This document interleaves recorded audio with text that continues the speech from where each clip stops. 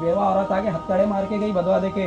अपने को क्या करना है, अपने को पैसों से मतलब। आपकी पहली दवा, पहली खुराक, 5 टाइम की नमाज पढ़िए। पहले पेशेंट तशरीफ लाइए। फोन अंदर रखिए। आपकी तकलीफ सुनाइए। तकलीफ हो रहे हैं डॉक्टर साहब, घर में लड़ाई झगड़े हो जा रहे हैं। तकलीफ क्या पूछ रहे हैं आप? लड़ाई झगड़े मतलब मैं समझा नहीं।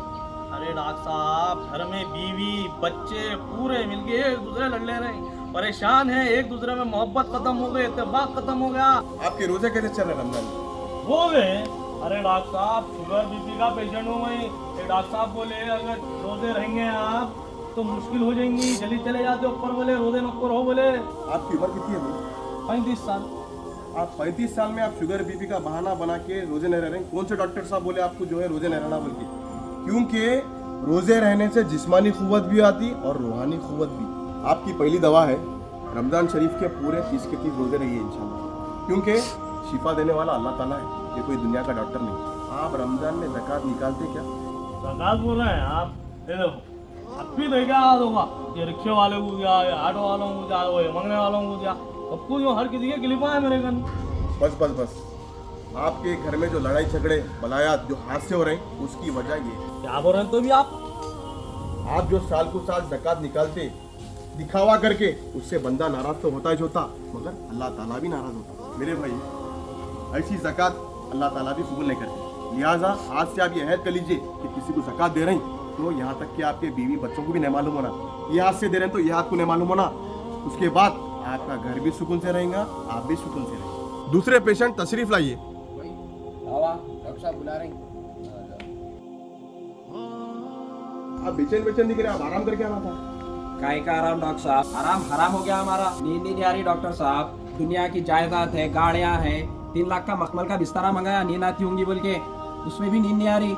चटाई बिछा के तक जमीन पे सो रहा हूँ, फिर भी नींद नहीं आ रही डॉक्टर साहब। अच्छा, अब ऐसी दवा लिख के दिया डॉक्टर साहब जिसको खा आते कि सुकून की नींद होना। आपका कारोबार क्या है? मेरा कारोबार जमीनों का है। कब्जे वब्जे करेंगे आप जमीन?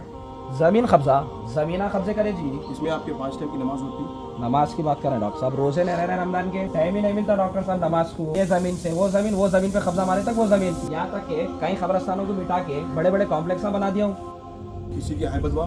किसी की बहुत जनों की हाय बदवा लगी डॉक्टर साहब। एक बेवा औरत आगे हथकड़े मार के गई बदवा देके।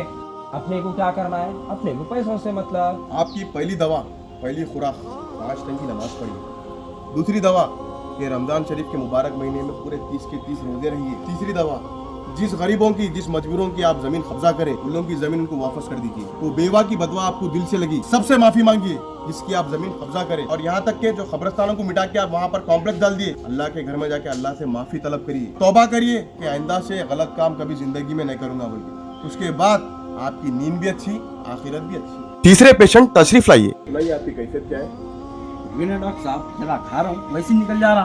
दुनिया की दौलत है, शौहरत है, औलाद है, बच्चे लाके एक लवाजमेदार आइटम ले लेके आ रहा डॉक्टर साहब, मटन, चिकन, झींगे, मच्छी, लेकिन घर में निकल जा रहा डॉक्टर साहब। आपका बिजनेस क्या है?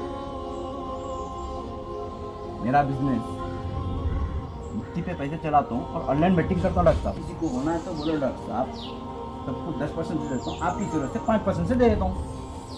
भाई अल्लाह ताला आपको हक हलाल की दौलत से नवाजे तो आप किसी मजबूर की बनमुठी मदद कर दो, मगर सूद पे पैसे देके आपकी आखिरत खराब मत कर लो। हलाल का दाल खाना खाओ, हराम की बिरयानी मत खाओ। आप लोग मिट्टी पे पैसे देके सामने वाले को इतना मजबूर कर देते, उन्हें पैसे फेरते फेरते इतना परेशान हो जाता, बेचारा या तो फांसी ले लेता या तो जहर खा के मर जाता। अब आपकी बीमारी का इलाज ये है, आप सूद के पैसे खाना छोड़ दीजिए। आप जितनों को पैसा देके उसकी मिट्टी खा रहे उन सब से माफी मांगिए और सच्चे दिल से सजदा करके अल्लाह ताला से भी माफी मांगिए। इसके बाद आप भी खुश, आपकी आखिरत भी खुश। और मिट्टी पे पैसे लेने वालों से मेरी गुजारिश है, आपको कितनी भी बड़ी परेशानी आने दो, बस आप हर हाल में अल्लाह का शुक्र अदा करना, मगर कभी सूद की चक्कर में नहीं जाना, क्योंकि अल्लाह की नजर में सूद देने वाला भी गुनहगार और लेने वाला भी गुनहगार। अब आखिरी में मैं आपको एक ही बात बोलूंगा, आपकी कोई भी बीमारी का इलाज आप ही के हाथ में है, डॉक्टर के नहीं।